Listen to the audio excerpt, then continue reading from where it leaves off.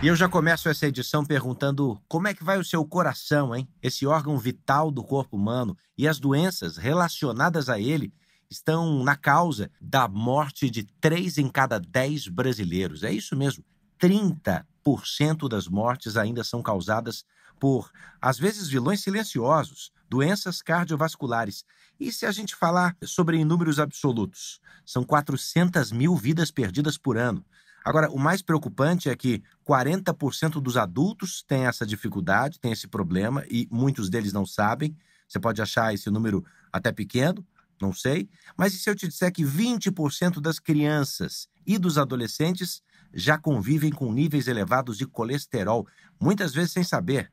Então, o 15 Minutos de hoje é o seu consultório para tirar suas dúvidas, prevenir, diagnosticar e tratar problemas com o médico Eduardo Assef, que é cardiologista do Hospital Moriá. Doutor, muito bem-vindo. Eu que agradeço o convite, Edu. Muito obrigado. Olha, como é que a gente faz para controlar o colesterol? O que é o colesterol, afinal de contas?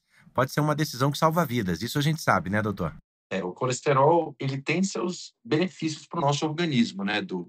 O colesterol, ele é vital para a produção de hormônios, ele é vital para a produção de vitaminas, como a vitamina D, para as membranas das células do nosso corpo e para a produção de ácidos biliares que vão, inclusive, ajudar na digestão das gorduras. Mas ele tem, quando em grande quantidade na circulação, uma vez que 70% dele é produzido no fígado e 30% vem da alimentação.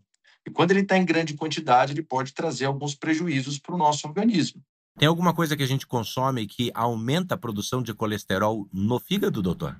Sem dúvida nenhuma, Edu, a alimentação ela contribui muito para um colesterol elevado. Se eu tenho um paciente que ele tem uma alimentação rica em gordura animal, que é aquela carne vermelha gorda, o churrasquinho do final de semana, quando em excesso, leite integral, queijo amarelo, os alimentos industrializados, ultraprocessados, aqueles alimentos ricos em gordura trans, o próprio fast food, vão contribuir para a elevação dos níveis de colesterol ruim, LDL. Bom, e eu fico imaginando que as pessoas não sabem que tem esse problema, na maior parte das vezes, né? É por isso que esse número é tão alto? Porque falta conhecimento, falta exame, falta uma visita ao médico. O que é que está por trás desse número tão elevado? Eu acho que é um pouquinho de tudo, Edu. Na verdade, a hipercolesterolemia, que é essa condição do colesterol ruim elevado, ela é uma doença completamente silenciosa. O paciente raramente ele vai ter algum sinal, algum sintoma clínico que indique que o colesterol está alto. Então, se ele não manter um check-up regular, se ele tem uma alimentação ruim, se ele é sedentário, tem um sobrepeso ou até mesmo obesidade, e faz uso de determinadas medicações, por exemplo, corticoide a longo prazo, ou até mesmo medicações importantes para o tratamento de doenças como os retrovirais usados no tratamento do HIV, são medicações que podem aumentar, sim, os níveis de colesterol. Então, eu acho que eu chamo mais importância para o check-up e para o estilo de vida que o paciente tem. O senhor falou de retrovirais, o senhor falou de medicamentos com base em corticoide. E agora, esses medicamentos da moda, que estão ajudando muita gente a emagrecer, as canetas emagrecedoras, tirzepatida, ou a semaglutida, ele também contribui para algum problema de desregular a produção de hormônios e também de colesterol no corpo humano, ou não? Ele mais benefícios traz do que prejuízos? Não, ele traz benefícios, né? Porque são medicações que, além de controle do diabetes, promovem o emagrecimento. Então, assim, o paciente perdendo peso, obviamente ele vai ter benefício com isso, ele vai reduzir esteatose hepática, ele vai reduzir níveis de triglicerídeos, níveis glicêmicos e de colesterol também. Óbvio que em pequena quantidade, mas são medicações que trazem muito benefício para o paciente. E são análogos a hormônios que nós já produzimos no corpo, né? Quer dizer, não tem nada tão artificial assim. Isso, chamados análogos de GLP-1. Hoje é preciso, é obrigatório prescrição médica com receita controlada, mas são medicações excelentes. E o GLP-1 é produzido pelo intestino, é isso, doutor? Exatamente. Quer dizer, ele tem uma função ali de retardar o esvaziamento gástrico, né? Com isso, o cérebro nota ou é informado que ele não está precisando se alimentar por agora. Então, aquela fome passa e, com o passar do tempo, a pessoa engorda menos ou perde peso e, perdendo peso, tem grandes chances de ter menos problemas cardiovasculares. Feito esse parênteses, vamos para a idade ideal, doutor, para começar a medir o colesterol. Crianças e adolescentes são números exorbitantes, né? Crianças com sobrepeso, já falamos aqui no 15 minutos. Esse público também deve fazer esse controle com exame?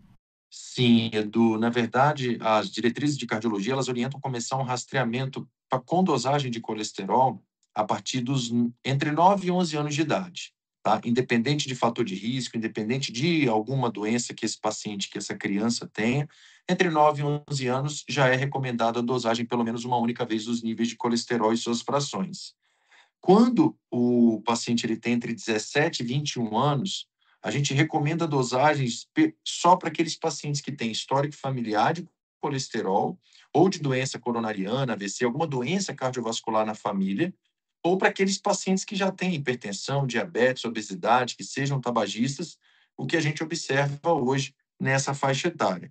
Após os 21 anos, a gente vai dosar a cada 6 ou a cada 12 meses, dependendo do risco de cada paciente que a gente avalia individualmente. O brasileiro, doutor, consome muitas gorduras ruins no dia a dia, né? Que alimentos deveriam ser prioridade para quem quer manter o colesterol em ordem? O que precisa ser cortado ou reduzido? Eu acho que o senhor já vai começar pelos ultraprocessados, ou não? Com certeza, né? Ultraprocessados, industrializados, fast foods ricos em gordura trans, a própria gordura animal em grande quantidade, então, gordura da carne vermelha, leite integral e seus derivados. E aí eu vou além de falar que ele vai evitar, é papel do médico orientar o que o paciente deve comer mais. Então, a alimentação ela deve ser mais rica em frutas, em vegetais, em leguminosas, em cereais integrais e nos alimentos ricos em gorduras ah, como os peixes de água fria, salmão, atum, que são ricos em ômega 3, o próprio azeite de oliva, são alimentos que vão favorecer ao indivíduo não ter o colesterol elevado. Margarina ou manteiga, doutor? Olha, essa pergunta ela é polêmica, Edu. Até pouco tempo atrás falava-se manteiga, mas hoje a margarina ela vem sendo indicada como prioridade na redução, né, para ajudar a controlar os níveis de colesterol. Isso só por causa da gordura animal envolvida, porque o problema da gordura vegetal também tem suas polêmicas, né? Sim, sim, sem dúvida nenhuma. Mas o que a gente sabe hoje é que a gordura insaturada, né, ela é mais saudável para o sistema cardiovascular.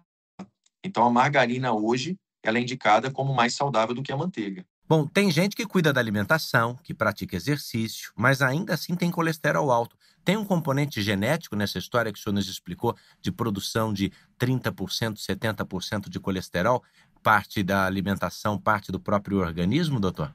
Como eu falei no início, 70% do nosso colesterol ele é produzido no fígado. E tem sim colesterol de causa genética, que é a chamada hipercolesterolemia familiar. Isso não é incomum. Às vezes eu pego paciente maratonista, super saudável, que tem um colesterol LDL extremamente alto. Por que isso acontece? É um defeito genético, onde o fígado ele não consegue reabsorver o excesso de LDL circulante. Isso é importante por quê? Porque esses pacientes que têm hipercolesterolemia familiar, ou seja, o colesterol alto por causa genética, se eles não tratarem a doença, eles têm 20 vezes mais chance de infartar que o indivíduo normal. E o grande ponto que a hipercolesterolemia familiar traz é que, diferentemente da de causa não genética, ela tem alguns estigmas que o paciente apresenta no exame físico. Então, ele pode apresentar o chamado chantelasma, que são depósitos de gordura em volta da pálpebra. Ele pode apresentar o arco corneano, que é depósito de gordura ao redor da córnea, e até mesmo os chamados xantomas, que é o depósito de gordura nos tendões, principalmente no tendão de Aquiles, que se torna mais grosso. E isso é fácil da gente observar fazendo um exame clínico minucioso do paciente. Interessante isso, né? Quer dizer, a predisposição genética vai fazer com que você veja muita gente magrinha se exercitando, mas ainda assim tomando remédio para colesterol e é para o resto da vida, né? Para o resto da vida. A dislipidemia, ou seja, os níveis elevados de colesterol, ela deve ser vista como a hipertensão, como a diabetes, uma doença que ela não tem tratamento. A gente controla e adota níveis que são individuais a cada paciente, a depender do seu risco cardiovascular. Bom, a atividade física costuma ser recomendada, claro, mas até que ponto ela consegue reduzir os níveis de colesterol? Ou melhor, ela consegue ajudar a elevar o colesterol bom? Isso é importante, Edu, porque a atividade física, ela vai exercer um papel mais importante sobre o HDL colesterol, que é o colesterol bom, ela pode aumentar o HDL até 20%, do que em relação ao LDL colesterol. Por quê? Porque ela só vai conseguir reduzir o LDL em torno de 5 a 10%. E quando a gente fala de atividade física, a gente tem que falar da atividade física aeróbica, porque tem paciente que acha que é passear com o cachorro, que é o caminhar que ele faz dentro do setor que ele trabalha, e não, é atividade física aeróbica, o famoso cardio, pelo menos 150 minutos semanais, que são aquelas para as atividades de baixa a moderada intensidade, uma caminhada de até 6 quilômetros por hora, a prática da dança de salão. Mas se for uma atividade física mais intensa, a gente aceita como, no mínimo, 75 minutos de atividade física semanalmente. Por exemplo, uma corrida, uma natação, uma prática do tênis, ciclismo. Vale lembrar que o paciente ele deve ser orientado que a frequência dessas atividades também é importante. Ele tem que realizar pelo menos 3 vezes por semana, no mínimo. Então, ele tem que pegar essa quantidade e distribuir pelo menos 3 vezes por semana. E as diretrizes atuais já colocam o exercício de resistência, ou seja, a musculação, trazendo benefícios também quando associado à parte de cardio, ou seja, do aeróbico. Doutor, muita gente sabe que colesterol pode causar infarto. O senhor mesmo mencionou também o AVC. Mas o que exatamente acontece ali no organismo humano quando o nível de colesterol se descontrola por muito tempo? Certo, Edu. Falando de uma maneira bem resumida aqui, para todos entenderem, colesterol ele é um só que ele é uma gordura e ele precisa ser transportado no sangue como se fossem cápsulas, que são chamadas lipoproteínas. As lipoproteínas de baixa densidade, daí é o nome do inglês LDL, elas têm maior predisposição por se depositarem nas artérias quando em grande quantidade na nossa circulação. Por isso que o LDL é tido como o grande vilão da doença cardiovascular. Então, quando em excesso, esse LDL ele vai se acumulando nas nossas artérias, formando placas de gordura, que são chamadas placas de aterosclerose, o nome formal, científico. E essas placas elas podem acometer a nossa artéria carótida, que é a artéria principal, que leva sangue para o sistema nervoso central, que se tem uma obstrução grave, o paciente ele pode ter um AVC. Elas vão obstruir as artérias coronárias, que são as artérias do coração, que pode levar ao infarto. Essas partículas elas podem acometer o fígado, piorando o caso de esteatose hepática.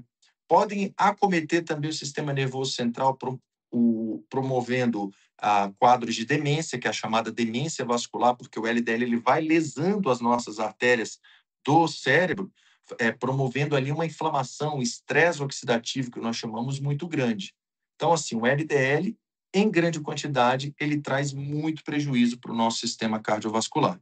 Para finalizar, a gente já entendeu que se quer ter uma vida em paz com o coração, é preciso comer comida de verdade. Não aquela que tem rótulo, que você precisa ver os ingredientes. Não, é comida de verdade, daquela que tem no açougue, daquela que tem no pasto do campo. Se mexer, fazer atividade física e fugir do estresse. Se a gente conseguisse fazer essas 3 coisas, provavelmente não estaríamos tomando tanta medicação. Mas e nos casos em que a coisa foge do controle? Que tipo de intervenção hospitalar é mais comum, doutor, para correr atrás do prejuízo, para evitar o pior? Obviamente que o paciente com colesterol elevado, ele pode apresentar obstruções graves da artéria coronária, necessitar de um cateterismo, ele pode necessitar de um cateterismo da artéria carótida, da colocação de um stent na artéria carótida, nas artérias dos membros inferiores, que é a chamada doença arterial periférica, causada tanto em pacientes com colesterol elevado, e é uma condição muito piorada naqueles que também têm diabetes e são tabagistas. Então, muitos dos pacientes, a primeira manifestação da hipercolesterolemia, ou seja, da condição de colesterol elevado, é exatamente já o quadro de doença cardiovascular. Ele já chega infartando, já chega tendo AVC, e isso é muito ruim, né, Edu? Muito, muito ruim. Já tivemos colegas que enfrentaram isso e também tenho casos na família. Não podemos deixar chegar tão longe. E é por isso que, em 15 minutos, a gente mostrou para você direitinho como é que os medicamentos funcionam, mas como é que você faz para não precisar deles. Fazer a coisa certa. Eu quero agradecer ao Dr. Eduardo Assef Coelho, que é médico cardiologista do Hospital Moriá. Obrigado, doutor. Eu que agradeço, Edu. Um abração a todos.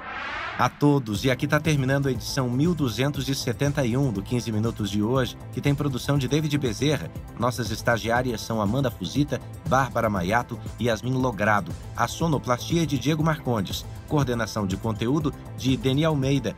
Direção editorial de Tiago Contreira e a vice-presidência de jornalismo é de Antônio Guerreiro. Olha, o JR 15 Minutos está sempre disponível no portal R7, nas redes sociais do JR e no seu tocador de podcast predileto. De manhã, cedinho, que nem pão quentinho. Obrigado e bora para a próxima.